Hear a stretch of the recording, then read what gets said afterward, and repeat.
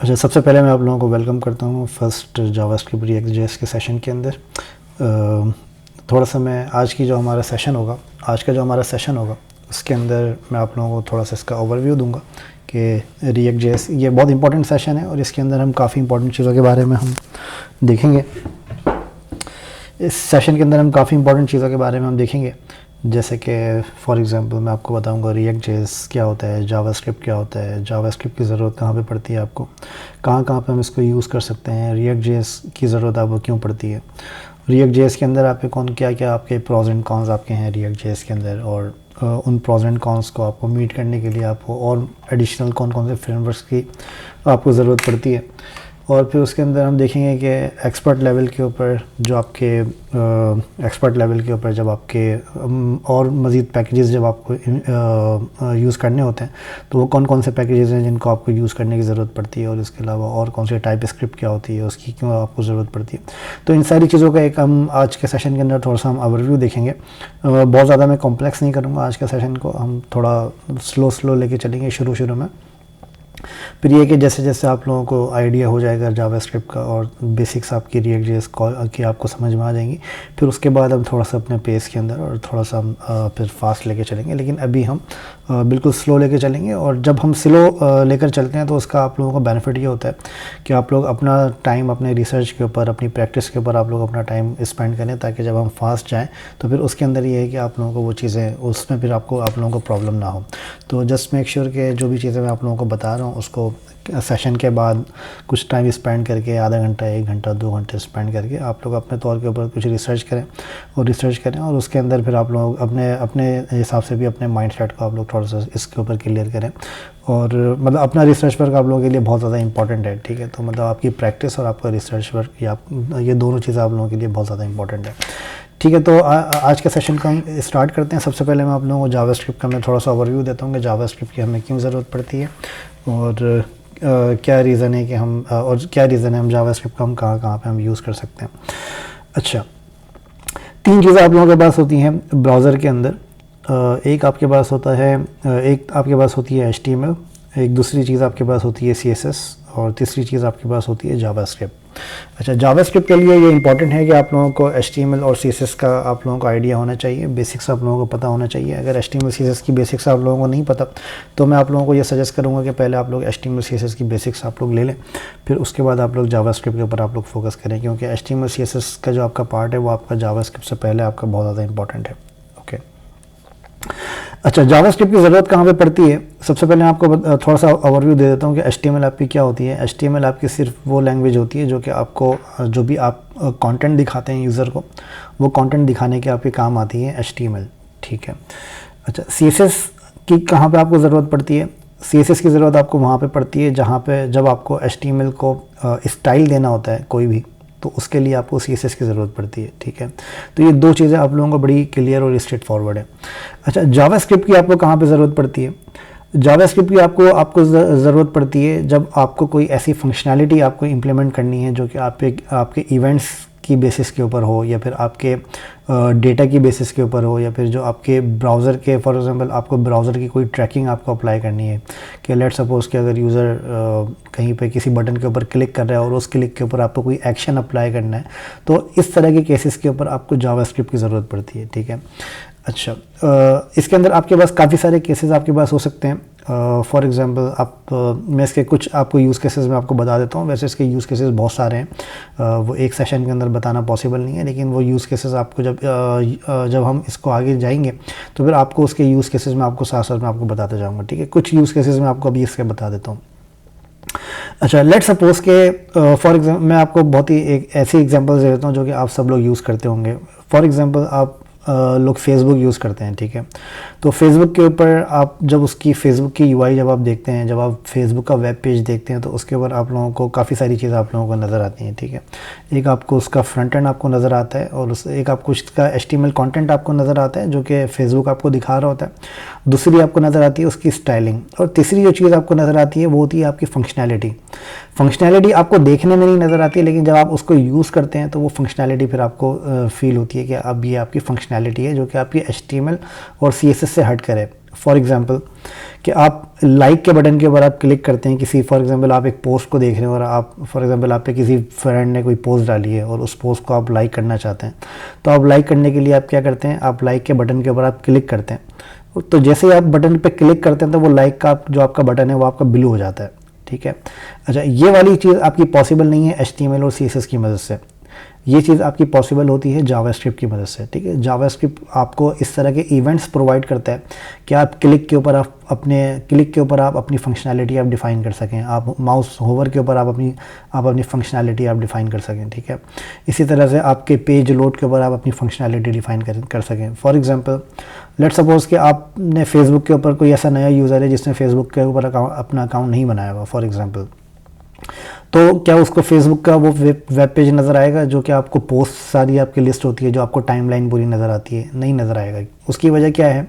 उसकी वजह यही कि उस यूज़र ने या तो अकाउंट नहीं बनाया हुआ या फिर लॉगिन नहीं किया हुआ फेसबुक के ऊपर। तो वो आपको क्या, फेसबुक आपको क्या दिखाता है? फेसबुक आपको दिखाता है कि या तो आप लॉगिन करें या तो आप अपना अकाउंट बनाएं। अच्छा, अब जब आप जैसे ही आप अपना लॉगिन करते हैं फेसबुक को, तो लॉगिन करने के बाद फेसबुक आपको लॉगिन कर देता है, आपको आपकी फेसबुक की टाइमलाइन दिखाना शुरू कर देता है फॉर एग्जांपल, ठीक है। अच्छा, जब वो आपको टाइमलाइन दिखाता है तो दैट मीन्स कि अब आप लॉगिन हो गए। अब आप चाहें तो आप अपने ब्राउज़र को पूरा क्लोज कर दें और आप दोबारा भी आएंगे तब भी आपको फेसबुक वही दिखाएगा कि जो आप लॉगिन हुए थे और आपकी टाइमलाइन आपको वहाँ पे नज़र आ रही होगी, ठीक है। अच्छा, तो ये चीज़ आपकी कैसे पॉसिबल होती है? ये चीज़ आपकी पॉसिबल होती है जावास्क्रिप्ट की मदद से। जावास्क्रिप्ट की मदद से ये चीज़ कैसे पॉसिबल होती है कि फॉर एग्जांपल आपने अपना पेज लोड किया और पेज लोड करने के बाद आप चेक करते हैं कि आपका जो यूज़र है वो आपका लॉग्ड इन है या नहीं है, ठीक है। ये आप जावास्क्रिप्ट की मदद से चेक करते हैं। अच्छा, जब आप इसको चेक करते हैं कि यूज़र लॉगिन है या नहीं है, तो उससे आप डिसाइड करते हैं कि आपको यूज़र का कौन सा पेज आपको दिखाना है, ओके। अच्छा, अब इसी तरह के मैं आपको एग्जांपल दूं कि आप ilmiz.com की ये वेबसाइट आप यहाँ पर देख रहे हैं, ठीक है। अब ilmiz.com की वेबसाइट के ऊपर आपको यहाँ पे नज़र आएगा कि यहाँ पर आपको मेरी प्रोफाइल का आइकन आपको यहाँ पे नज़र आ रहा है, ठीक है। इसी वेबसाइट को अगर मैं इनकॉग्निटो ब्राउज़र के अंदर अगर मैं ओपन करूँ तो इस ब्राउज़र के इनकॉग्निटो के अंदर आपको यहाँ पर मेरी प्रोफाइल का आइकन आपको यहाँ पर नहीं नज़र आएगा। इसकी क्या वजह है? अच्छा, इनकॉग्निटो ब्राउज़र क्या होता है, मैं थोड़ा सा आपको बता देता हूँ। इनकॉग्निटो ब्राउज़र आपका वो होता है कि इसके अंदर आपकी कोई भी जो आपकी कैशे, जो आपकी मेमोरी होती है वो कैशे, या फिर आप उसको कैशे कह लें या फिर आप इसके ब्राउज़र की मेमोरी कह लें, तो ये आपका ब्राउज़र की मेमोरी को ये ट्रैक नहीं करता आपका इनकॉग्निटो ब्राउज़र, ठीक है। तो इस वजह से मैंने यहाँ पे इनकॉग्निटो ब्राउज़र मैंने ओपन किया हुआ है। अच्छा, अब इस ब्राउज़र के अंदर क्या है कि जब मैं इसको रिफ़्रेश करूँगा तो रिफ़्रेश करने के बाद भी यहाँ पर आपको मेरी प्रोफाइल का आइकन नज़र आएगा। लेकिन अगर आप इनकॉग्निटो ब्राउज़र अगर आप देखेंगे, जो कि आपका ये ब्लैक कलर का ब्राउज़र है, तो इसको जब मैं रिफ़्रेश करूँगा तो इसको रिफ़्रेश करने से कोई फ़र्क नहीं पड़ेगा, क्योंकि ये आपका ये वाला ब्राउज़र आपका अब पुराने वाली जो आपकी ब्राउज़र की विंडो है उसकी मेमोरी को यहाँ पे फॉलो नहीं कर रहा है, ठीक है। तो इसकी एक सेपरेट मेमोरी, सेपरेट कैशे होता है।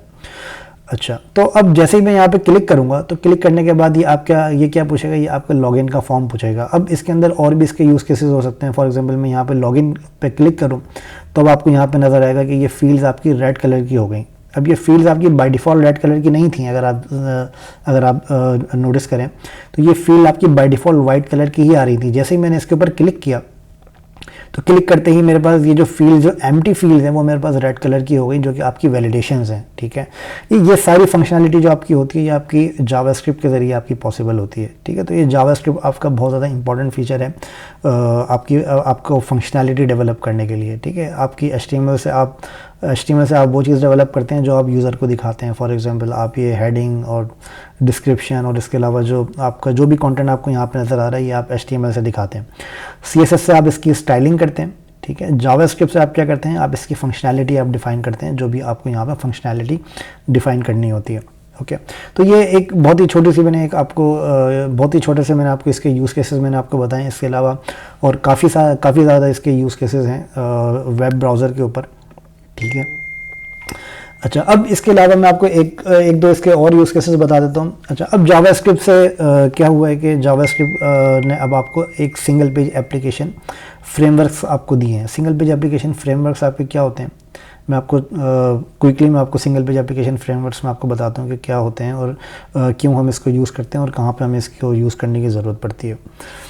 अच्छा, अब सिंगल पेज एप्लीकेशन फ्रेमवर्क्स जो आपके होते हैं, सिंगल पेज एप्लीकेशन फ्रेमवर्क्स आपके होते हैं जावास्क्रिप्ट बेस्ड, ठीक है। जावास्क्रिप्ट उसके सबसे टॉप पे उसके जावास्क्रिप्ट होती है। जावास्क्रिप्ट को यूज़ करते हुए वो आपके सिंगल पेज एप्लीकेशन फ्रेमवर्क्स आपके बनाए जाते हैं, ठीक है।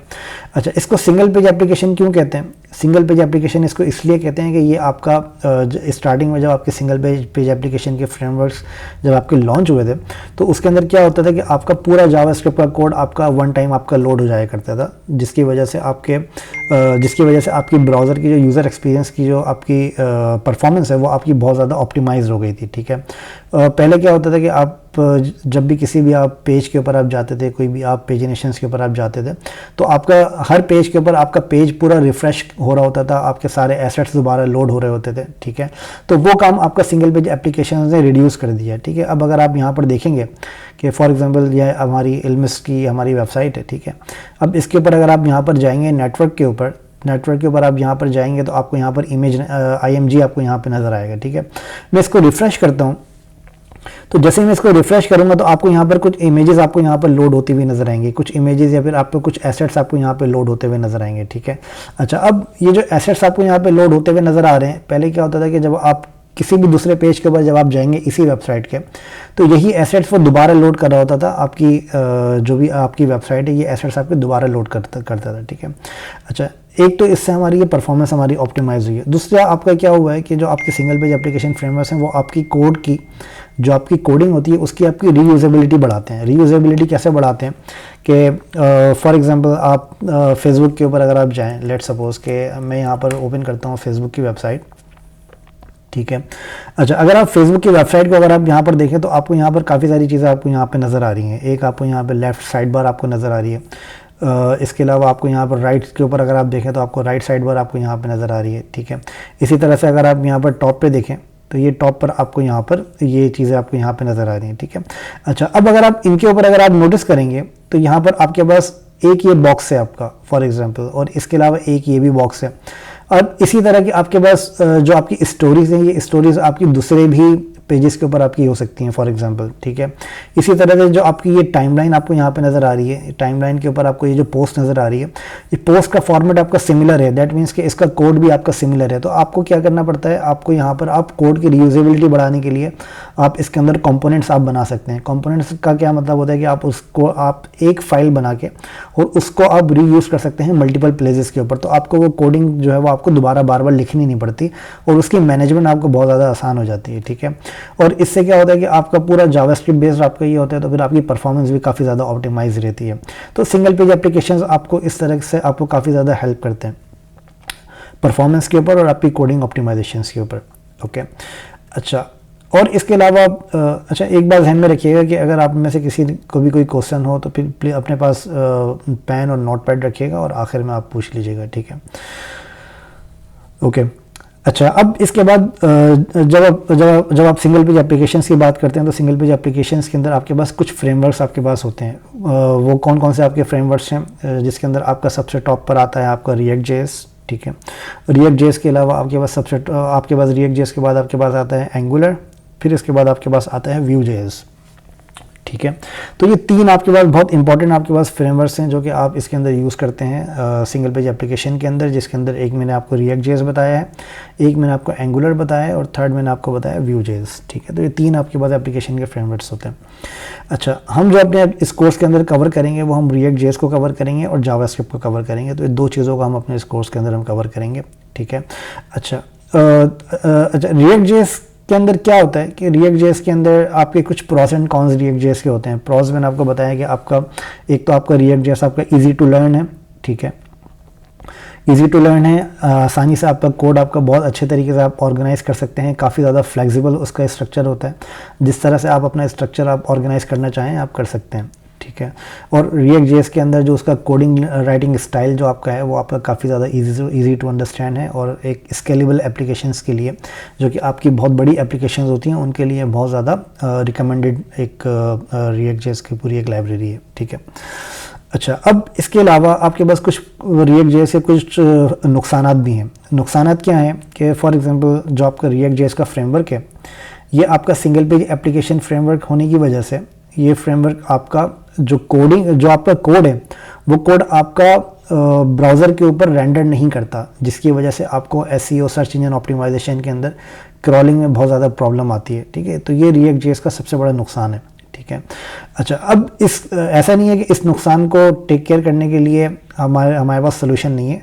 हमारे पास सोल्यूशन है, वो मैं आपको बताऊंगा। ठीक है, अच्छा, इसका मैं थोड़ा सा आपको ओवरव्यू में दे देता हूँ कि लेट सपोज के जब आप सर्च इंजन ऑप्टिमाइजेशन की जब आप बात करते हैं तो इसके अंदर कुछ चीज़ें आपकी बहुत ज़्यादा इंपॉर्टेंट होती है। सर्च इंजन ऑप्टिमाइजेशन के लिए आपकी यूआई मैटर नहीं करती कि आपकी यूआई कितनी ज़्यादा अच्छी है, कितनी ज़्यादा खूबसूरत है। ठीक है, वो चीज़ आपकी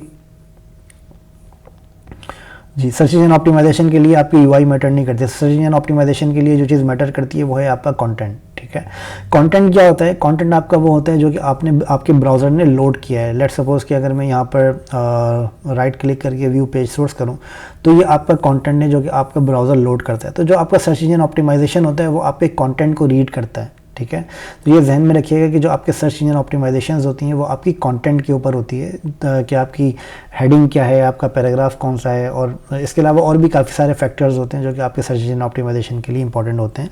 लेकिन सर्च इंजन ऑप्टिमाइजेशन में याद रखिएगा सिर्फ एक गूगल नहीं है, और भी दूसरे सर्च इंजन हैं जो कि आपका रिएक्ट जेएस को नहीं क्रॉल करते हैं। ठीक है, गूगल अगर आपकी रिएक्ट जेएस की एप्लीकेशन बहुत ज़्यादा ऑप्टिमाइज है तो गूगल बॉट्स समटाइम्स उसको पिक कर लेते हैं, लेकिन उसके लिए जो दूसरे फ्रेमवर्क्स हैं वो अभी भी सपोर्ट नहीं करते हैं रिएक्ट जेएस के फ्रेमवर्क को। ओके, अच्छा, उसको मीट करने के लिए इस प्रॉब्लम को मीट करने के लिए हमारे पास कुछ 2-3 फ्रेमवर्क्स हैं जिनको हम यूज़ करते हैं, जिसमें से मैं 2 आपको अभी बता देता हूँ। एक फ्रेमवर्क है हमारे पास नेक्स्ट जेएस का, और एक फ्रेमवर्क है हमारे पास गेट्सबी। ठीक है, ये मैं आपको यहाँ पे दिखा भी देता हूँ। नेक्स्ट जेएस को अगर आप यहाँ पर देखेंगे तो आप यहाँ पे सर्च करें नेक्स्ट जेएस। ठीक है, और एक फ्रेमवर्क है आपके पास गेट्सबी। ठीक है, तो ये 2 फ्रेमवर्क्स हैं जो कि आपके क्या करते हैं, ये 2 फ्रेमवर्क्स आपकी एसएसआर करते हैं। एसएसआर क्या होती है? Server side rendering. Server side rendering आपकी क्या होती है कि जब आप कोई भी रिएक्ट जेएस की एप्लीकेशन को जब आप ब्राउज़र के ऊपर जब आप उसका सोर्स कोड देखते हैं तो वहाँ सोर्स कोड के अंदर आपको कोई भी कंटेंट आपको नहीं नज़र आता। ठीक है, कंटेंट वो क्यों नहीं नज़र आता? क्योंकि वो आपकी जावास्क्रिप्ट होती है जिससे आपका कंटेंट लोड किया हुआ होता है, वो आपकी जावास्क्रिप्ट की फाइल होती है। लेकिन नेक्स्ट जेएस और गेट्सबी क्या करते हैं, ये आपके कोड को रिएक्ट जेएस के अंदर रहते हुए आपके कोड को सर्वर साइड रेंडर करते हैं। सर्वर साइड रेंडर का क्या मतलब होता है कि वो आपके कोड को ब्राउज़र के अंदर दिखाते हैं ताकि आपके जो सर्च इंजन हैं वो आपके कोड को रीड कर सकें, आपके पेज को क्रॉल कर सकें। ठीक है, आपके पेज की क्रॉलिंग वो आपकी मेंटेन कर सकें। अच्छा, तो ये आपका रिएक्ट जेएस का ये नुकसान है, लेकिन उसका फ़ायदा ये है कि इसको आपको रिजॉल्व करने के लिए आप यहाँ पर कि कोई भी एक एसएसआर आप फ्रेमवर्क आप यहाँ पर यूज़ कर सकते हैं, जैसे कि मैंने आपको नाम बताया नेक्स्ट जेएस का और गेट्सबी का। ठीक है, इन दोनों में से कोई एक फ्रेमवर्क आप यूज़ कर सकते हैं। हम जो अपने प्रोजेक्ट के अंदर यूज़ करेंगे वो हम यूज़ करेंगे नेक्स्ट जेएस। ठीक है, नेक्स्ट जेएस जो है वो आपका वर्सल की वजह से बना। वर्सल के ऊपर आप नेक्स्ट जेएस की वेबसाइट को आप डिप्लॉय कर सकते हैं, और वर्सल जो है वो आपका पूरा इसका डिप्लॉयमेंट सोल्यूशन वो आपको प्रोवाइड करता है। लेकिन इसके अंदर और भी तरीके हैं डिप्लॉयमेंट करने के, कि फॉर एग्जांपल आप चाहते हैं कि वर्सल के ऊपर नई डिप्लॉयमेंट करनी पड़े, कहीं और डिप्लॉयमेंट करनी पड़े, तो वो आप अपनी पूरी वेबसाइट को एक्सपोर्ट भी कर सकते हैं नेक्स्ट जेएस के अंदर। ठीक है, अच्छा, तो ये मैंने आपको कुछ बहुत ही टेक्निकल चीज़ें मैंने आपको बताई हैं जो कि बहुत ज़्यादा इंपॉर्टेंट है आपके लिए। अच्छा, आई होप कि ये सारी चीज़ें आप लोगों को क्लियर होंगी। अगर इसमें से आप लोगों के किसी के भी कोई क्वेश्चंस हों तो प्लीज़ अपने पास नोट डाउन करते रहिएगा। आखिर में मैं आप लोगों के क्वेश्चंस जो है वो मैं लूँगा। अच्छा, कुछ 2-3 चीज़ें मुझे आप लोगों को और बतानी है, जैसे कि फॉर एग्जांपल एक चीज़ मुझे आपको ये बतानी है कि अच्छा, जब हम जावास्क्रिप्ट के बारे में जब हम काम करते हैं तो जावास्क्रिप्ट आपकी जो लैंग्वेज होती है इसके अंदर जो आप लिखते हैं, जो आप इसके अंदर कोड लिखते हैं, उस कोडिंग के अंदर जो भी आप वैल्यूज़ यूज़ करते हैं, जो लेट सपोज के मैं आपको एक इसका यूज़ कैसे बताता हूँ कि फॉर एग्जांपल आपने डिफ़ाइन किया फर्स्ट नेम। ठीक है, अच्छा, फर्स्ट नेम जब आप डिफ़ाइन करते हैं तो उसके अंदर आपने अपना नाम आपने लिख दिया, लेट सपोज के आपने नाम लिख दिया मोहम्मद। ठीक है, मोहम्मद आपका फर्स्ट नेम है। अच्छा, तो जब आप अपना नाम लिखते हैं तो ये मोहम्मद का जो नाम है आपका, ये आपका एक स्ट्रिंग होती है, मतलब इसके अंदर कुछ डेटा टाइप्स होती हैं। ठीक है, डेटा टाइप्स इसके अंदर आपके पास क्या क्या होती हैं, कुछ इसके अंदर डेटा टाइप्स मैं आपको अभी बता देता हूँ, फिर बाकी जो डेटा टाइप्स हैं हम आगे जाके हम इसको हम पढ़ेंगे। अच्छा, इसकी जो डेटा टाइप्स होती हैं वो आपकी होती हैं कि फॉर एग्जांपल इंटीजर होती है, इंटीजर के अलावा बूलियन होती है, बूलियन के अलावा आपकी स्ट्रिंग होती है, ठीक है, स्ट्रिंग के अलावा आपका अरेज होते हैं इसके अंदर, ठीक है, आपकी जेसन फॉर्म्स होती हैं, ठीक है। तो ये सारी आपकी डेटा टाइप्स होती हैं, आपके नंबर्स होते हैं, ठीक है। तो ये आपकी जो डेटा टाइप्स होती हैं, आपको जावास्क्रिप्ट आपकी इन डेटा टाइप्स को चेक नहीं करता बाय डिफ़ॉल्ट। आप चेक कर सकते हैं जावास्क्रिप्ट की मदद से, लेकिन इसके अंदर आपको अलग अलग आपको इसके अंदर वेरिएबल्स आपको अप्लाई करने पड़ते हैं। इसके अंदर आपको उसके अलग सेपरेटली फंक्शंस होते हैं जो कि आपको इसमें अप्लाई करने पड़ते हैं। अच्छा, रिएक्ट जेएस के अंदर हम एक चीज़ और यूज़ करते हैं जिसको हम कहते हैं टाइप स्क्रिप्ट, ठीक है। अच्छा, ये मैं आपको तीसरी चीज़ बता रहा हूँ, ये ध्यान में रखिएगा। एक मैंने आपको बताया रिएक्ट जेएस, जावास्क्रिप्ट तो आपका सेपरेट है। एक मैंने आपको बताया रिएक्ट जेएस, दूसरी चीज़ मैंने आपको बताई है next JS server side rendering के लिए। अब तीसरी चीज़ मैं आपको बता रहा हूँ टाइप स्क्रिप्ट, ठीक है। टाइप स्क्रिप्ट आपकी क्या काम करती है? टाइप स्क्रिप्ट आपकी आगे जाके हम इसको पूरा प्रॉपर डिटेल में हम देखेंगे। अभी जो हमारा फर्स्ट सेशन है इसके अंदर मैं आपको सिर्फ मैं ओवरव्यू दे रहा हूँ कि इसके अंदर हम आगे जाके क्या क्या चीज़ों को हम देखेंगे और कितना डिटेल के अंदर हम देखेंगे, ठीक है। अच्छा, टाइप स्क्रिप्ट आपकी क्या काम करती है? टाइप स्क्रिप्ट आपकी ये काम करती है कि जब आप फॉर एग्जांपल मैंने एक वेरिएबल बनाया है एज का, ठीक है। एज के अंदर आपका क्या होगा? एज के अंदर आपका नंबर होगा कि आपकी एज कितनी है। फॉर एग्जांपल एज के अंदर आपने लिख दिया कि मेरी एज 30 है, लेट्स सपोज, ठीक है। अच्छा, जब 30 एज आप डिफाइन करते हैं तो वो 30 जो है वो आपका नंबर है। अब फॉर एग्जांपल किसी डेवलपर ने क्या किया कि वो 30 एज के बजाय उसने एज की वेरिएबल की जगह उसने आपका नाम वहाँ पे प्लेस कर दिया। तो टाइप स्क्रिप्ट आपकी मेक श्योर करती है कि जो भी आप वेरिएबल को आप टाइप असाइन कर रहे हैं वो टाइप आपकी इंटीजर ही होनी चाहिए, ठीक है। मतलब वो टाइप आपकी ऐसा नहीं है कि आप वहाँ पे इंटीजर आपको रिक्वायर्ड है तो आप वहाँ पे स्ट्रिंग आप भेज रहे हैं, ठीक है। अगर आपको वहाँ पे अरे रिक्वायर्ड है तो आप वहाँ पर नंबर भेज रहे हैं, ठीक है।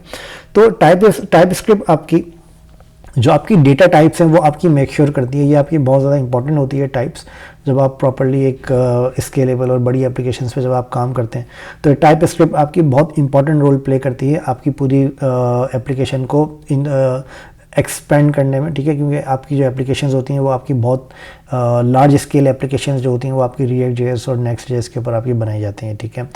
अच्छा, बहुत लार्ज स्केल की एप्लीकेशंस होती हैं तो उसके अंदर आपकी टाइप स्क्रिप्ट बहुत ज़्यादा अब यूज़ होने लगी है। तो टाइप स्क्रिप्ट आपकी बहुत ज़्यादा एक डिमांडेड लैंग्वेज है जो कि आपकी बहुत ज़्यादा इंपॉर्टेंट है रिएक्ट जेएस के साथ।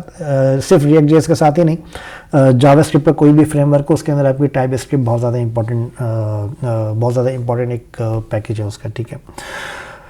ओके, अच्छा, अब मैंने आपको टाइप स्क्रिप्ट बता दी, मैंने बिल्कुल ही बहुत ही बेसिक सा मैंने आपको अभी ओवरव्यू दिया। बाद में जाके जब हम इसको प्रैक्टिकल करेंगे तो मैं आपको बहुत ज़्यादा इसको डिटेल के अंदर मैं आपको बताऊंगा कि इसको आप मज़ीद इसके अंदर टाइप्स आप क्या होती हैं, किस तरीके से आप इम्प्लीमेंट करते हैं, प्रैक्टिकली आप किस तरीके से आप इसको इम्प्लीमेंट करते हैं। ओके, अच्छा, अब इसके अलावा मैं आपको एक और इसका यूज़ केस बता रहा हूँ जावास्क्रिप्ट का।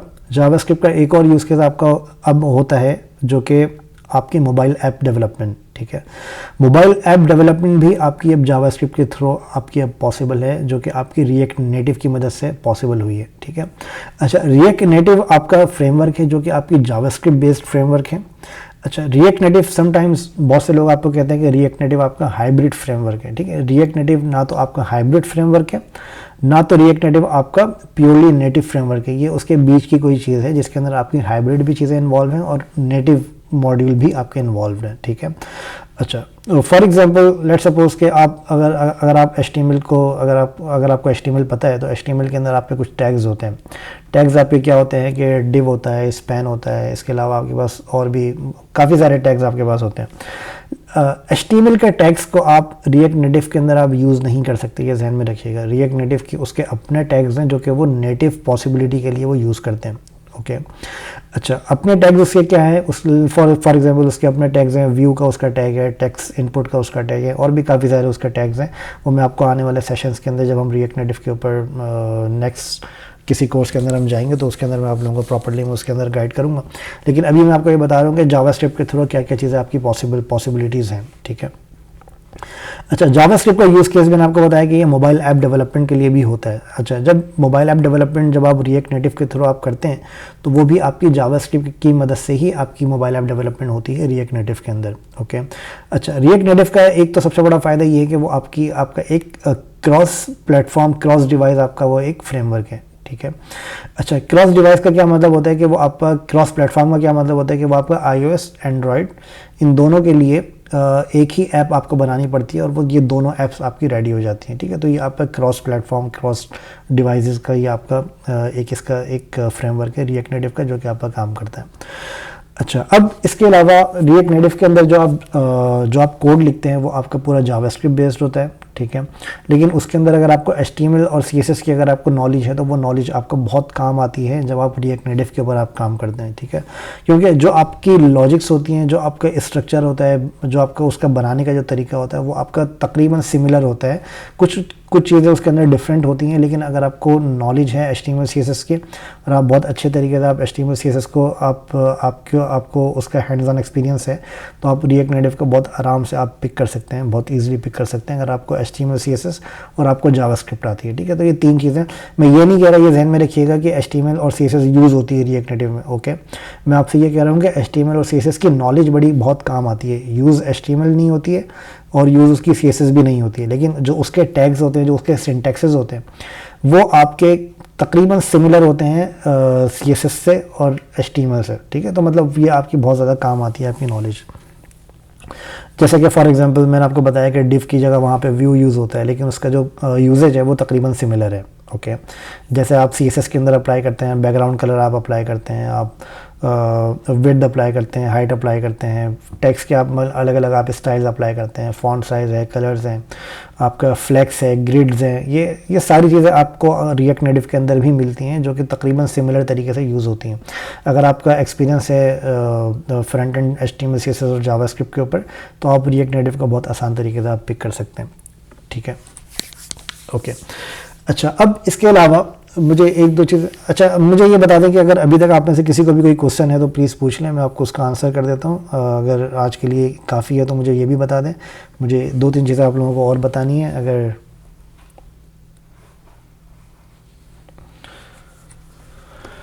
जी, अपने आप को अनम्यूट करके प्लीज़ पूछ लें अगर आप में से किसी का भी कोई क्वेश्चन है तो।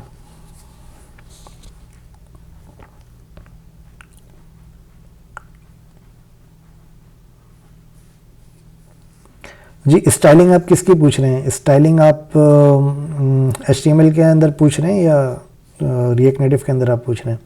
देखें ये ओके, रिएक्ट में हम इसका CSS मॉड्यूल्स होते हैं, हम उसको यूज़ करेंगे, ठीक है। CSS मॉड्यूल्स आपका एक बेहतरीन अप्रोच है जो कि आपका कंपोनेंट लेवल के ऊपर आपका कोड जो है वो आपका रेंडर करता है, ठीक है। तो CSS मॉड्यूल्स का हम रिएक्ट के अंदर हम यूज़ करेंगे, रिएक्ट विद Next.js।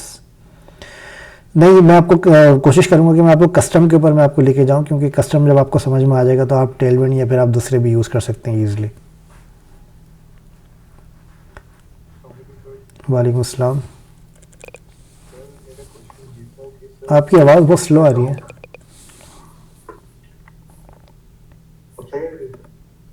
जी बोलें बोलें।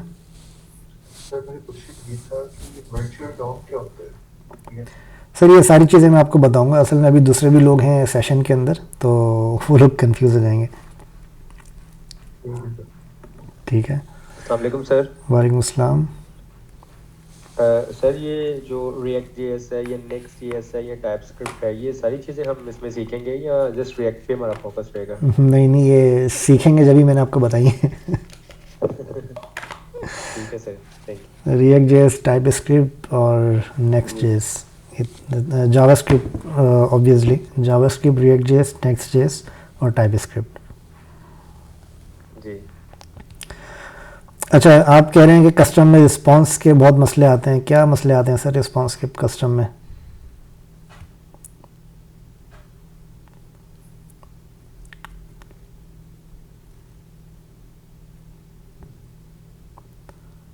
अनम्यूट करके पूछ लें तो प्लीज़ ये बेटर हो जाएगा आंसर देना।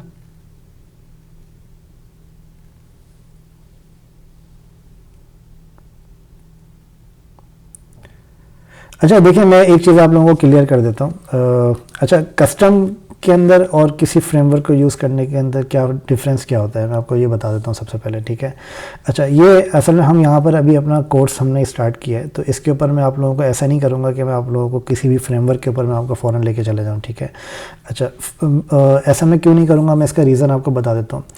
फ्रेमवर्क के ऊपर जाने में आपको आसानी होगी। आसानी आपको ये होगी कि आप जो है वो ईज़िली आप उसको पिक करना शुरू कर देंगे। आप बहुत आसानी के साथ आप अपनी यूआई डिज़ाइन कर लेंगे, प्रोजेक्ट्स बनाना शुरू कर देंगे, ठीक है। लेकिन कस्टम के ऊपर मैं क्यों प्रेफर कर रहा हूँ, क्योंकि कस्टम जब आपको कस्टम बनाना आ जाएगा तो वो आपको ऑटोमेटिकली आपको समझ में आ जाएगा, ठीक है। लेट्स सपोज कि मैं अगर अभी आपको टेलविंड बता देता हूँ, या फिर मैं आपको कोई दूसरा फ्रेमवर्क बता देता हूँ, मटेरियल यूआई बता देता हूँ, या सिमेंटिक यूआई बता देता हूँ, तो अगर अभी मैंने आपको टेलविंड के ऊपर मैं आपको लेकर आ गया, तो टेलविंड के बाद फिर आप अगर किसी प्रोजेक्ट के अंदर आपको मटेरियल यूआई पे काम करने का मौका मिलेगा तो वहाँ पर आप स्टक हो जाएंगे, वहाँ पे आपको नहीं समझ में आएगी ये चीज़ें। इसी तरह से अगर आपको कभी किसी कस्टम प्रोजेक्ट के ऊपर काम करने का मौका मिलेगा जहाँ पे आपकी ना तो टेलविंड यूज़ हुई है, ना तो आपकी सीमेंटिक यूज़ हुई है, या फिर ना तो आपकी मटेरियल यूज़ हुई है, तो वहाँ पे फिर आप स्टक हो जाएंगे कि वहाँ पे आपको समझ में नहीं आएगा ये अब कैसे करूँ मैं, ठीक है। क्योंकि ये जो आपकी लाइब्रेरीज़ होती है ना, टेलविंड, मटेरियल, सीमेंटिक यूआई और दूसरी काफ़ी सारी लाइब्रेरीज़ हैं आपकी, तो ये आपको बने बनाए कंपोनेंट्स आपको दे देती हैं, जिससे आपको काफ़ी सारी चीज़ें आपको बनी बनाई मिल जाती हैं, ठीक है। तो मैं कोशिश करूँगा कि आपको बनी बनाई चीज़ों के अंदर मैं नहीं उलझाऊँ, मैं आपको खुद वो चीज़ें बताऊँ कि आप खुद उनको बना सकें, ठीक है। क्योंकि जब आप लार्ज स्केल एप्लीकेशंस के अंदर जब आप काम करते हैं और जब आप बहुत सीनियर लेवल के ऊपर डेवलपर्स के साथ आप काम करते हैं, तो वहाँ पर वो लोग अपनी लाइब्रेरीज़ को खुद मेंटेन करते हैं, खुद से बनाते हैं वो अपनी लाइब्रेरीज़ को, ठीक है। जैसे कि फॉर एग्जांपल मैं काफ़ी अर्से से प्रोजेक्ट्स के ऊपर मैं काम कर रहा हूँ, ऐसे प्रोजेक्ट्स पे काम कर रहा हूँ जहाँ पे हमें अलाउ नहीं है कि हम कोई भी थर्ड पार्टी पैकेजेस को हम यूज़ करें, ठीक है। क्योंकि थर्ड पार्टी पैकेजेस का जो आपका एक सबसे बड़ा लॉस होता है वो ये होता है कि उनके अंदर आपको अपडेट्स उनकी आती रहती जी। तो मैं आपको ये बता रहा था कि हम कस्टम करेंगे और पैकेज के ऊपर हम किसी नहीं जाएंगे फॉर नाउ, ठीक है। बाद में मैं पैकेज भी आपको बता दूंगा, वो आपका एक सेशन के अंदर मैं सारे पैकेज में आपको कवर कर सकता हूँ, पैकेज की प्रॉब्लम नहीं है। लेकिन जब आप कस्टम समझ में आ जाएगा ना आपको, तो आप किसी भी पैकेज को आप खुद भी बनाना आप शुरू कर सकते हैं, मतलब आप अपने पैकेज आप बना सकते हैं जब आपको कस्टम समझ में आ जाएगा। कस्टम आपका सबसे ज़्यादा इंपॉर्टेंट आपका पार्ट होता है, जो कि आपकी सारी बेसिक्स को पूरा बिल्कुल क्लियर करके रख देता है। आपको थोड़ी मेहनत होती है कस्टम के अंदर, मेहनत ऐसे होती है कि आपको बेसिक्स आपकी बिल्कुल ही एक स्ट्रॉन्ग आपकी बेसिक्स आपकी हो जाती हैं जब आप कस्टम के ऊपर जब आप काम करते हैं। लेकिन अगर आप डायरेक्टली अगर आप किसी बनी बनाई चीज़ के ऊपर आप क्विक सोल्यूशन आप जब अप्लाई करते हैं, तो फिर वहाँ पर आपकी जो बेसिक्स होती हैं वो फिर आपकी स्ट्रॉन्ग नहीं हो पाती, उसके अंदर फिर आपको प्रॉब्लम्स आना शुरू होती हैं बाद में, ठीक है। तो हम कोशिश करेंगे कि हम कस्टम हम अपना सारा काम करें, बनी बनाई चीज़ों से थोड़ा सा दूर रहें शुरू में। बाद में ये है कि जैसे जैसे हम आगे जाएंगे तो फिर मैं आपको बनी बनाई जो चीज़ें हैं, आपके फ्रेमवर्क्स हैं, जैसे कि मटेरियल यूआई है, सिमेंटिक यूआई है, टेलविंड है और दूसरे काफ़ी सारे फ्रेमवर्क्स हैं, उनके ऊपर मैं आपको बूटस्ट्रैप है आपका बहुत पॉपुलर फ्रेमवर्क है, जो कि आपका रिएक्ट जेएस वगैरह सारी चीज़ों में अवेलेबल है। वो सारी चीज़ें मैं आपको बाद में आखिर के अंदर मैं आपको बताऊंगा। लेकिन शुरू में हम कोशिश करेंगे जो आपकी बेसिक्स हैं हम उसको स्ट्रॉन्ग करें और फिर उसको आराम से हम उसको इम्प्लीमेंट करना शुरू करें अपने प्रोजेक्ट्स के अंदर। ओके जी, और किसी का अगर आप में से कोई क्वेश्चन है तो प्लीज़ बता दें। सर ये लाइब्रेरी और फ्रेमवर्क में क्या डिफरेंस है? सर ये नेक्स्ट सेशन के अंदर रखे हुए मैंने ये सारे टॉपिक्स वैसे जी नहीं वो आप वर्ड यूज़ कर रहे थे ना, फ्रेमवर्क और लाइब्रेरी। जी ये नेक्स्ट सेशन के अंदर मैंने सारे टॉपिक्स रखे हुए हैं, इंशाल्लाह वो मैं डिटेल के अंदर आपको क्लियर करूंगा। अभी मैंने बता दिया तो फिर वो थोड़ा सा बता के मैं साइड पे कर दूंगा और मैं डिटेल में आपको इस बताऊँगा मैं इंशाल्लाह। जी आज के सेशन के हवाले से अगर आप में से किसी को भी कोई चीज़ नहीं समझ में आई हो या कुछ पूछना चाह रहे हो तो please feel free to ask me. आपकी आवाज़ नहीं आ रही है मुझे। सर हाइब्रिड और नेटिव फ्रेमवर्क में क्या डिफरेंस है? जी मैं बता देता हूँ। अच्छा हाइब्रिड क्या होता है? हाइब्रिड जैसे कि आपका वर्ड होता है ना हाइब्रिड ये होता है कि आपका हाइब्रिड आपकी वो चीज़ होती है जो कि किसी दूसरे की मदद से आपने उसको पॉसिबल कर दिया है, ठीक है। लेकिन वो आपका नेटिव आपका ये होता है कि ये उसका अपना फीचर है, ठीक है। अब जैसे कि मैं यूज़ करता हूँ नेटिव, आपने सुना होगा नेटिव लैंग्वेज का आपने एक वर्ड सुना होगा। नेटिव लैंग्वेज का मतलब क्या है कि फॉर एग्जांपल अगर आप पाकिस्तान से हैं तो हमारी नेटिव लैंग्वेज हमारी उर्दू है, पंजाबी है, सिंधी है, पश्तो है, तो ये हमारी सारी नेटिव लैंग्वेजेस हैं जो कि हम इन हाउस हम यूज़ करते हैं, ठीक है। तो नेटिव का मतलब ये होता है कि जो उसके अपने फीचर्स हैं उसकी मदद से आपने उसको बनाया है। अच्छा, हाइब्रिड का मतलब ये होता है कि आपने किसी दूसरे की मदद से आपने वो काम तो कर लिया है आपने, लेकिन आपने उस किसी दूसरे की मदद से आपने वो काम तो आपने कर लिया है, लेकिन वो चीज़ आपकी पॉसिबल हो गई है, लेकिन ये उसके अंदर डिफरेंस होता है कि वो आपकी नेटिव फीचर्स को यूज़ करते हुए पॉसिबल नहीं हुई, ठीक है। तो ये उसके अंदर डिफरेंस होता है कि नेटिव उसके अपने सेल्फ कंटेंट फीचर्स होते हैं, हाइब्रिड ये होता है कि वो कहीं से अडॉप्ट किए हुए फीचर्स होते हैं। तो जो आपकी जावास्क्रिप्ट की जो आपकी लाइब्रेरी है, वो अगर आप उससे मोबाइल ऐप जब आप बना रहे हैं, तो दैट मीन्स कि मोबाइल ऐप आपकी जावास्क्रिप्ट से पॉसिबल नहीं थी पहले, अब वो जावास्क्रिप्ट के जरिए पॉसिबल हो गई है, इसकी वजह से ये आपकी हाइब्रिड है। लेकिन जो आपका रिएक्ट नेटिव का जो फ्रेमवर्क है आपका, वो फ्रेमवर्क सिर्फ जावास्क्रिप्ट को यूज़ नहीं करता, वो फ्रेमवर्क उसकी अपनी जो नेटिव फंक्शनैलिटी है उसको भी यूज़ करता है जावास्क्रिप्ट के साथ साथ। क्योंकि जब आप नेटिव एप्लीकेशन को जब आप कंपाइल करते हैं, तो उसके लिए फॉर एग्जांपल आपको नेटिव एप्लीकेशन को आपको डिप्लॉय करना है प्ले स्टोर के ऊपर या ऐप स्टोर के ऊपर, गूगल प्ले स्टोर के ऊपर या फिर एप्पल के ऐप स्टोर के ऊपर, तो आपको एक्सकोड की या फिर आपको एंड्रॉयड स्टूडियो की आपको ज़रूरत पड़ती है। वही सेम आपको रिक्वायरमेंट्स आपको रिएक्ट नेटिव के लिए भी होती हैं। उसकी वजह क्या है कि जो आपकी कंपाइलेशन होती है वो आपकी प्योरली नेटिव के अंदर कंपाइलेशन होती है, ठीक है। तो ये आपकी चीज़ पॉसिबल तो हो गई, आपकी हाइब्रिड की एक लैंग्वेज जो आपकी जावास्क्रिप्ट है, जो कि वेब एप्लीकेशन की लैंग्वेज है, उसकी मदद से ये चीज़ आपकी पॉसिबल तो हो गई है, लेकिन पॉसिबल तो हो गई हाइब्रिड की मदद से, लेकिन उसके अंदर वो इटसेल्फ उसके नेटिव फीचर को भी यूज़ करते हुए वो आपका काम करता है जो आपका रिएक्ट नेटिव है, ठीक है। तो इस वजह से रिएक्ट नेटिव ना तो वो प्योरली हाइब्रिड है, ना तो वो प्योरली नेटिव है, वो मिक्स ऑफ बोथ स्टफ है, मतलब वो मिक्स है आपका हाइब्रिड का भी और नेटिव का भी। सर व्हाट्सएप का चैनल है हमारा, व्हाट्सएप के चैनल के ऊपर आप उसको वहाँ पे आप अपडेट्स वहाँ पे आप चेक करते रहें, तो वहाँ पर आपको इसकी व्हाट्सएप के चैनल पे अपडेट्स मिलती रहेंगी आपको, जो भी हमारे लाइव सेशंस होते हैं और जो भी हमारी रिकॉर्डिंग्स वगैरह होती हैं, जो भी अनाउंसमेंट्स होती हैं, वहाँ पे आपको लाइव सेशंस के अंदर इसकी अपडेट मिल जाएगी। अच्छा, क्वेश्चंस करने के लिए इल्मिस के प्लेटफॉर्म के ऊपर आप जाएं, यहाँ पर आप अपने बैचेस के ऊपर आप जाएंगे, तो अगर आपने बैचेस को इनरोल किया हुआ है तो आप अपने बैच के ऊपर जाएं और वहाँ पर आपको आस्क क्वेश्चंस का आपको ऑप्शन वहाँ पे आपको नज़र आ रहा है, तो उसको यूज़ करते हुए आपका जो आपका कोई भी अगर आपका इंस्ट्रक्टर है तो उसको वहाँ तो उससे आप अपने क्वेश्चंस आप वहाँ पे कर सकते हैं, ठीक है। लेट्स सपोज के मैं आपको अभी दिखा देता हूँ कि इल्मिस के ऊपर आप जाएँ, तो यहाँ पर आप बैचेस के ऊपर आप जाएंगे, ठीक है। तो बैचेस के ऊपर जिस बैच को भी आपने इनरोल किया हुआ है, उस बैच के अंदर आप जाएंगे, तो वहाँ पर आपको लेट्स सपोज कि ये आपका एक बैच है जिसको आपने इनरोल किया हुआ है, तो इस बैच के ऊपर आप जाएंगे, तो यहाँ पर आपको इसका जो भी फीचर्स हैं वो आप यहाँ पर अपने जो भी आपके क्वेश्चन है वो आप यहाँ पे पूछ सकते हैं। आस्क क्वेश्चन है, फिर यहाँ पे आपका व्हाट सेशंस आ रहा है, तो यहाँ पे आपको सारी रिकॉर्डिंग्स वगैरह भी आपको यहीं पे आपको नज़र आएंगी, ठीक है। तो यहाँ पे आप अपना रिव्यूज़ वगैरह भी सबमिट कर सकते हैं, आप कि जो भी आप स्टूडेंट्स हैं उनकी उस कम्युनिटी को भी आप ज्वाइन कर सकते हैं। तो मतलब ये आपका प्रॉपर एक चैनल है जहाँ पे आप इसको यूज़ कर सकते हैं। और आप सब लोगों के पास मेरा व्हाट्सएप नंबर है, और अगर नहीं है तो आप मेरा व्हाट्सएप नंबर पूछ लें, तो आप डायरेक्टली व्हाट्सएप पे मुझे अप्रोच कर सकते हैं। समटाइम्स मैं थोड़ा लेट रिप्लाई करता हूँ अपनी बिजी स्केड्यूल की वजह से, बट मैं रिप्लाई कर देता हूँ, रिप्लाई मैं ज़रूर करता हूँ, तो व्हाट्सएप के ऊपर भी आप मुझे अप्रोच कर सकते हैं।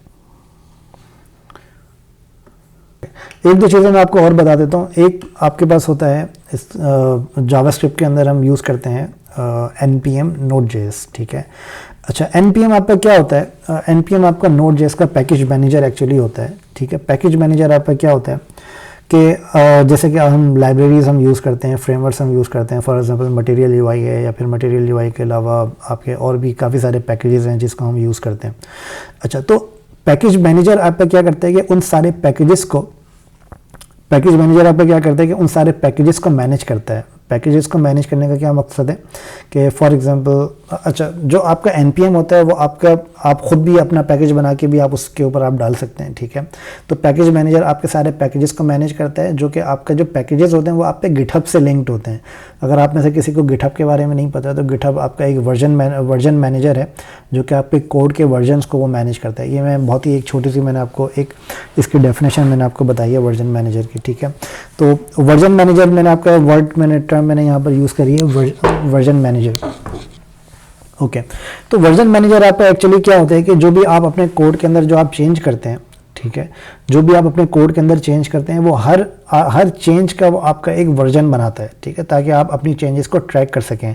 फॉर एग्जांपल आपने एक फ़ीचर आपने बनाया था 5 साल पहले और आपको 5 साल के बाद आपको उस फीचर की ज़रूरत पड़ रही है, तो अब आप वो फ़ीचर आप कैसे निकालेंगे, ठीक है। तो वो फ़ीचर निकालने के लिए आप गिटहब के ऊपर आप सिंपल जाएँ और गिटहब के ऊपर आप काफ़ी ज़्यादा पुरानी आप हिस्ट्री भी आप वहाँ पे निकाल सकते हैं, उसको आप निकाल के फिर आप वहाँ पे आप अपने वर्जन्स को आप चेक कर सकते हैं, ठीक है। अच्छा, अब उसके अंदर जो आपके वर्जन मैनेजर्स होते हैं वो आपके लिंक होते हैं आपके npm पैकेजेस के अंदर। तो npm जो आपका होता है वो आपका पैकेज मैनेजर होता है, जो कि आपकी एक बहुत बड़ी एक कम्युनिटी है जिसको जो कि इन पैकेजेस को मैनेज करती है। अच्छा, वो कम्युनिटी ज़रूरी नहीं है कि वो कोई ख़ास कम्युनिटी जो कहीं पे बैठी हुई है और वो npm के पैकेजेस के ऊपर काम कर रही है, नहीं, ऐसा नहीं है। जो आपके इंडिविजुअल्स होते हैं वही आपके npm के पैकेजेस को वो बनाकर वहाँ पे सबमिट कर रहे होते हैं, ठीक है। और जब वो वहाँ पर सबमिट करते हैं तो फिर वो उसको मेंटेन भी करते हैं। अच्छा, जब वो मेंटेन करते हैं तो ये इसके अंदर हमें एक सबसे बड़ी प्रॉब्लम्स जो Node.js के अंदर जो भी आपके सिंगल पेज एप्लीकेशंस या जावास्क्रिप्ट बेस्ड जो भी आपके फ्रेमवर्क्स हैं, उनकी सबसे बड़ी प्रॉब्लम उनकी ये होती है कि उनको वो पैकेजेस को अपडेट करना उनका एक बहुत बड़ा चैलेंज है अभी तक, ठीक है।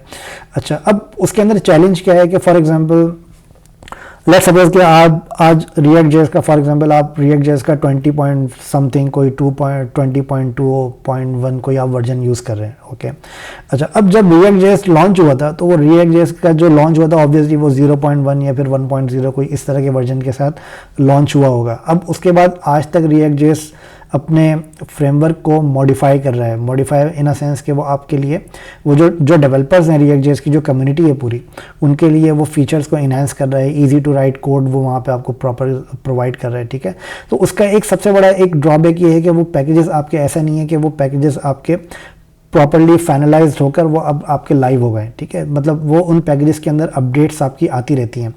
अब फॉर एग्जांपल अगर मैं आपको एक वेबसाइट अगर मैं आपको यहाँ पर दिखाऊं या फिर एक मोबाइल ऐप में अगर आपको यहाँ पे दिखाऊं, लेट्स सपोज मैं आपको एक यहाँ पर एक वेबसाइट में यहाँ पर ओपन करता हूँ, ठीक है। फॉर एग्जाम्पल ये एक वेबसाइट है, ठीक है, ये वेबसाइट बनी हुई है आपकी Next.js के ऊपर। अब अगर आप यहाँ पर जाएंगे तो ये आप यहाँ पर आपके पास आपको यहाँ पर एक नज़र आएगा package.json, ठीक है। अच्छा, अब इसके अंदर अगर आप यहाँ पर नोटिस करेंगे तो यहाँ पर आपको ये काफ़ी सारे आपको यहाँ पर पैकेजेस नज़र आ रहे हैं और हर पैकेज के साथ आपको यहाँ पर वर्जन लिखा हुआ नज़र आ रहा है, ठीक है। अच्छा, तो ये जो इसके वर्जन्स होते हैं, ये वर्जन्स आपके क्या होते हैं कि ये वर्जन्स इनकी अपडेट्स होती हैं, जो कि फॉर एग्जांपल अगर आपको यहाँ पे एक Axios आपको यहाँ पे नज़र आ रहा है तो Axios की एक कम्युनिटी है जो कि इस Axios के पैकेज को मैनेज कर रही है, ठीक है। तो जब भी आपके पास इसका नया वर्जन आपके पास यहाँ पर आता है तो वो आप उन वर्जन्स के हिसाब से आपको अपने कोड बेस के अंदर चेंजेस करनी होती हैं। लेट्स सपोज के Axios की जो पुरानी डॉक्यूमेंटेशन थी वो उसकी डिफरेंट थी। अब जो नया वर्जन Axios निकाल रहा है उसकी डॉक्यूमेंटेशन फॉर एग्जांपल कुछ चेंज हो गई है और वो आपने कोड अपने कोड के अंदर यूज़ किया हुआ है। तो अब उस जो भी पार्ट Axios ने चेंज किया है तो वो आपको अपने कोड के अंदर भी अपडेट करना पड़ेगा, ठीक है। तो इस वजह से आप ऐसी प्रैक्टिस को आप अप्लाई करते हैं कि वो कोड की जो अपडेशन है आपकी वो आपकी इजी हो आपके लिए। मतलब वो ऐसा नहीं हो कि वो आपके लिए बहुत ज़्यादा मुश्किल हो। फॉर एग्जांपल आप कोई लेट्स सपोज कि आप कोई बहुत बड़े प्रोजेक्ट के ऊपर आप काम करें जिसके अंदर आपके पास इस लाइब्रेरी का यूजेज बहुत ज़्यादा है आपका, ठीक है। अब आप अपने कोड को आपने किस तरह से स्ट्रक्चराइज किया हुआ ये बहुत ज़्यादा मैटर करता है अपने कोड को अपडेट करने में, ठीक है। तो ये आपके जो पैकेज मैनेजर होते हैं ये आप पे क्या करते हैं, ये सारे आपके पैकेजेस को मैनेज करते हैं, इनके वर्जन्स की मैनेजमेंट होती है पूरी, ठीक है। तो इनको आप यहाँ पर मैनेज करते हैं। अच्छा, अब इसके अंदर भी यहाँ पर आपके पास काफ़ी सारी चीज़ें होती हैं। एक फॉर एग्जाम्पल कि आपने यहाँ पर 4 पैकेजेस आपने यूज़ किए हैं। अब वो चारों पैकेजेस आपके एक दूसरे से इंटरलिंक है। इंटरलिंक का क्या मतलब है कि फॉर एग्जांपल आप यूज़ कर रहे हैं, लेट्स सपोज कि आप यूज़ कर रहे हैं एक जियो लोकेशन का पैकेज आप यूज़ कर रहे हैं। अब जियो लोकेशन के पैकेज के अंदर क्या है कि वो आपको क्या करते हैं कि वो आपको लोकेशन की APIs फॉर एग्जांपल प्रोवाइड करता है, ठीक है।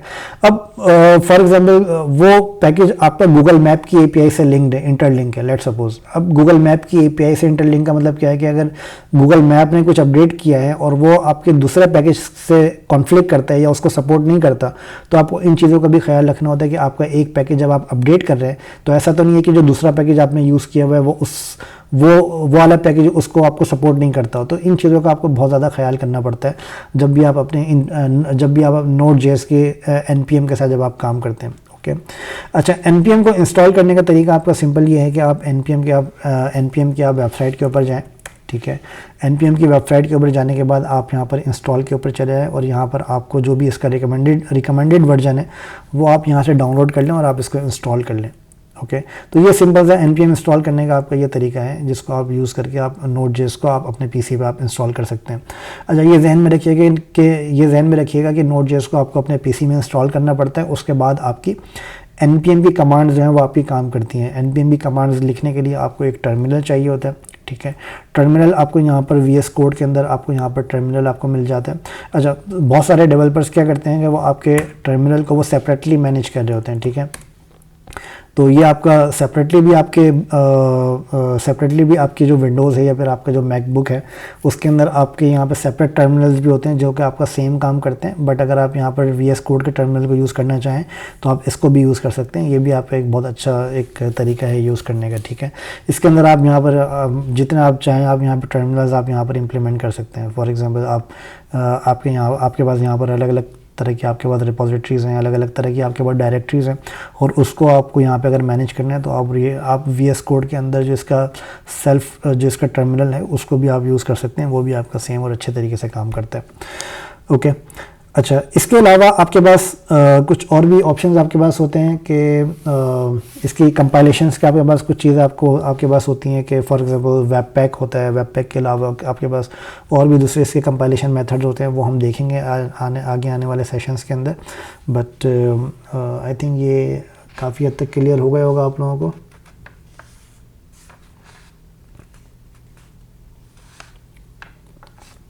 जी क्लियर है? सर ये टर्मिनल का दोबारा बताइएगा, ये टर्मिनल क्या करता है? अच्छा टर्मिनल क्या काम करता है? टर्मिनल आपकी जो लिनक्स की जो आपकी कमांड्स होती हैं वो कमांड्स आपको रन करने के काम आता है। कि फॉर एग्जांपल जब आप Node.js के पैकेज के ऊपर जब आप कोई भी पैकेज के ऊपर जब आप आते हैं तो आपको कुछ कमांड्स आपको रन करनी पड़ती हैं। फॉर एग्जांपल अगर आपको कोई React.js आपको इंस्टॉल करना है, ठीक है। लेट्स सपोज मैं जाता हूँ React.js इंस्टॉल में यहाँ पर लिखता हूँ तो आपको यहाँ पर React.js की इंस्टॉलेशन की आपको यहाँ पर एक डॉक्यूमेंटेशन आपको नज़र आएगी। ओके अच्छा जब आप इस डॉक्यूमेंटेशन में जाएंगे तो यहाँ पर आपको कुछ कोड आपको यहाँ पे नज़र आएगा।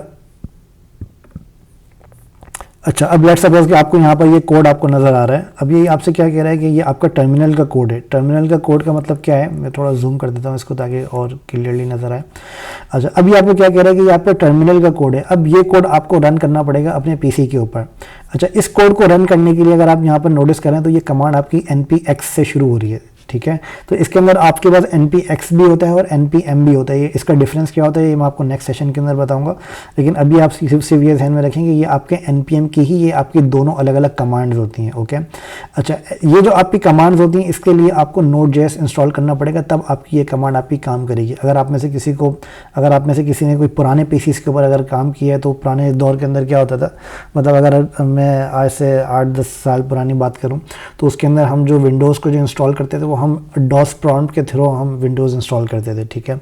तो उसके अंदर आपका क्या होता था कि अभी भी आप अगर अपने कंप्यूटर के अंदर आप देखेंगे तो एक कमांड प्रॉम्प्ट की एक विंडो होती है ब्लैक कलर की, तो वो आपका एक्चुअली वो आपका एक टर्मिनल होता है, वो आपका एक कमांड प्रॉम्प्ट होता है। तो इसी तरह से टर्मिनल भी आपका सेम काम करता है, जो कि आपकी लिनक्स बेस्ड कमांड्स जो आपकी होती हैं उनको रन करने के काम आता है।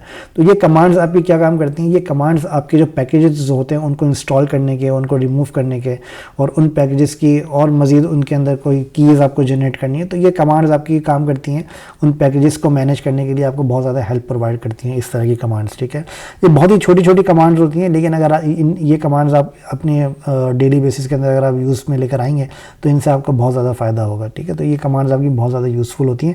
आगे आने वाले सेशन के अंदर हम काफ़ी सारी कमांड्स हैं जिनको हम देखेंगे और हर कमांड के बारे में हम देखेंगे कि उसके अंदर हम क्या क्या काम हम कर सकते हैं और हर कमांड के अंदर हम देखेंगे कि कौन कौन सी कमांड किस तरह का काम करती हैं, जो कि मोस्ट यूज कमांड्स होती हैं, ठीक है। तो ये कमांड्स आपकी एक्चुअली टर्मिनल के ऊपर आप लिखते हैं इनको, तो ये आपका टर्मिनल जो आपकी कमांड्स होती हैं इनको रन करने के काम आता है।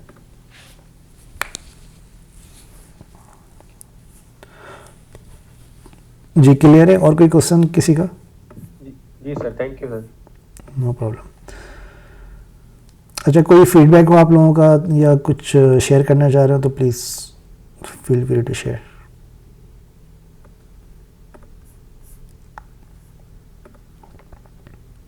गिट टर्मिनल नहीं होता।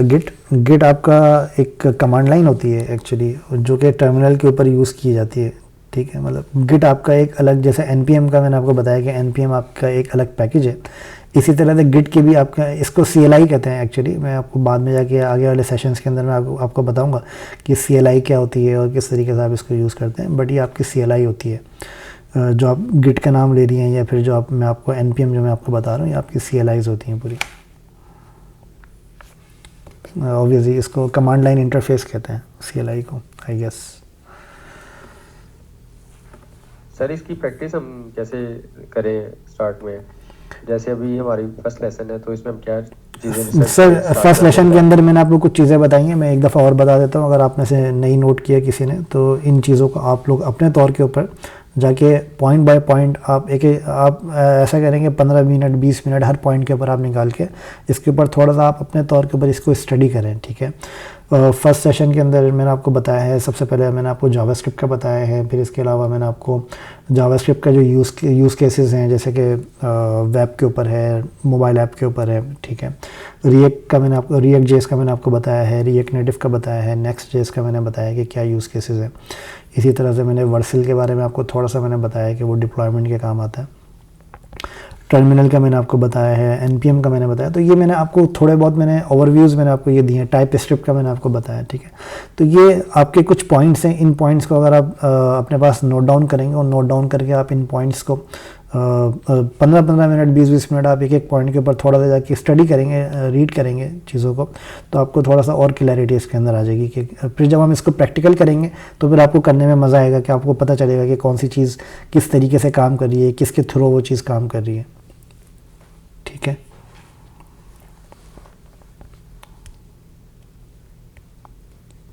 जी क्लियर है?